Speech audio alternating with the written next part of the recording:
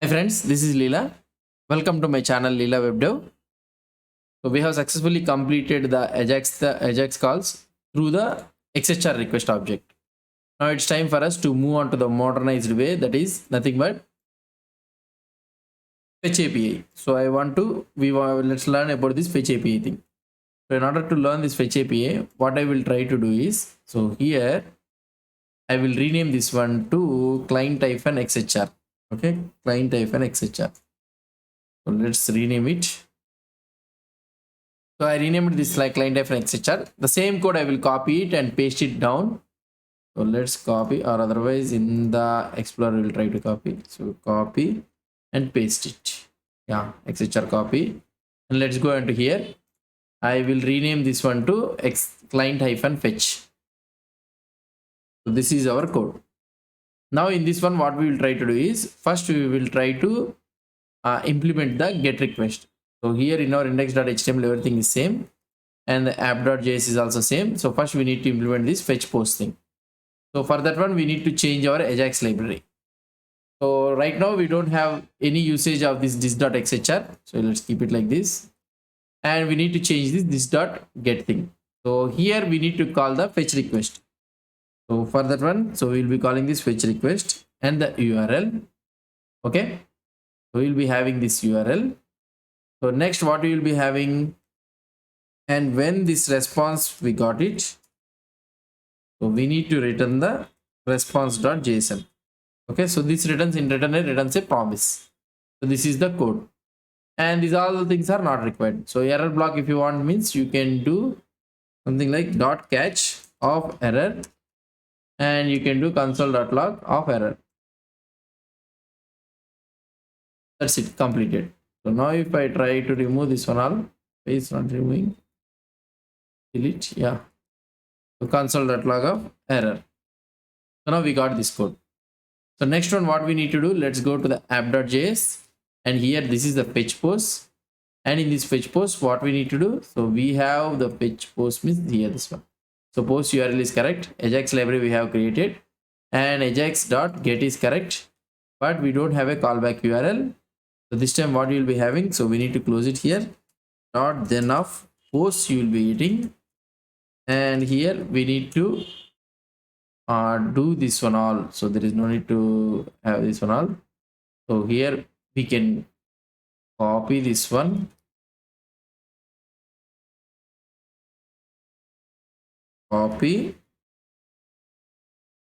what this one is doing. So copy this one all, and where is this one? Yeah, paste. Oh, what is this one? Here I need to copy it. Let's copy, and here we will paste it here. Oh, still not pasting. I don't know what happened to my system. What is this doing? So here up to here I need to copy, I need to paste it. Yeah, now it's working fine. So the system is slow. So here I can remove this one all. I can remove this one also. I think I can remove this one also. If I try to do it, so up to here it's okay, fine. So we got that then, and we need to write again the catch. So error. So for the then we need to have this one, right? So console.log of error. That's it. So now this is the thing we need to write. So here what we have did it in our Ajax library. So we have created a fetch URL. So in return this returns a promise, and this promise again we need to convert it into JSON thing, and this returns a promise. And here we don't have a callback thing. Okay, we don't have a callback thing. And here what we need to do in our app.js, let's go to the app.js. In our app.js, so here we are getting this post URL, and it returns the promise, you know that. So here this is the promise chaining, and we are getting the post data, and we are doing it like this. Let's try to open this one using the live server. If I try to open this one using the live server, let's see what will happen. So here hopefully, oh sorry, here something then gone. Yeah, so now we need to save it. Yeah, everything works well, I hope so, or otherwise, yeah, everything works well. I'm thinking like that. So let's go into this one, And here this is our Ajax thing. So if I click on the get post, we are not getting any data. What is the reason we are not getting any data? Let's go to the console. Properties, then error, connection refused. Okay, connection is refused, it seems. So pending.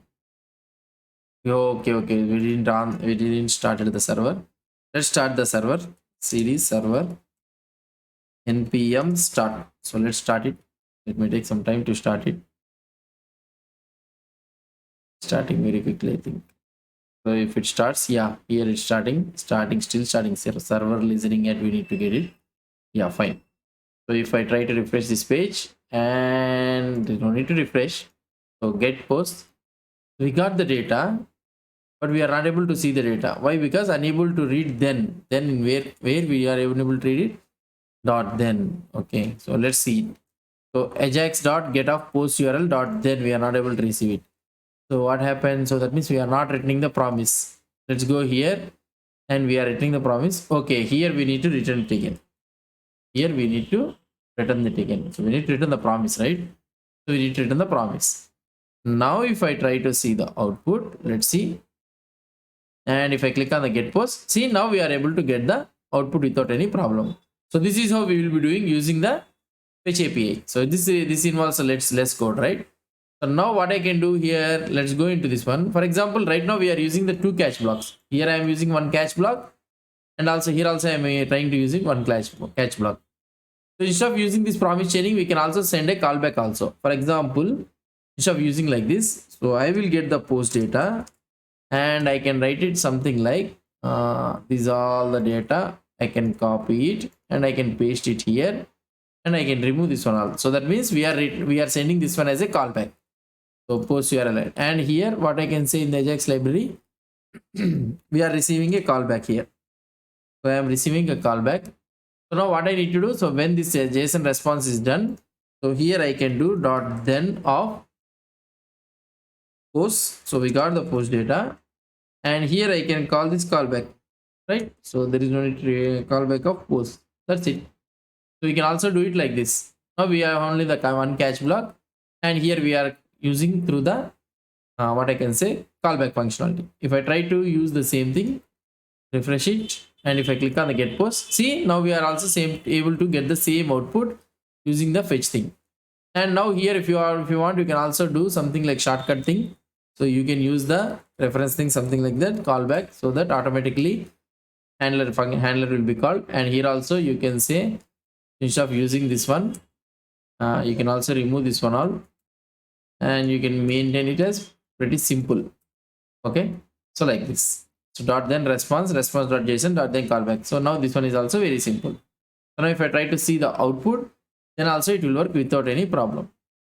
So this is all about the fetch API, how we can do with the get request. So now the code has been very much decreased. We can remove this dot etc also, but still we are having these all the things, right? We'll try to convert these all the things to fetch also, fetch thing, and we'll do it. So here I am returning the fetch URL dot then response and response.json. It is returning the promise, and here I am calling the callback function. So whereas in our app.js, so here we are having the fetch post, and we are calling this one through the callback function. I am using this one. So this is how we'll be doing using the fetch request. Hope you understood about this fetch request. If you have any doubts or any suggestions, please post the comments below to this video. And if you like this video, please do support me by subscribing to my channel. Thank you.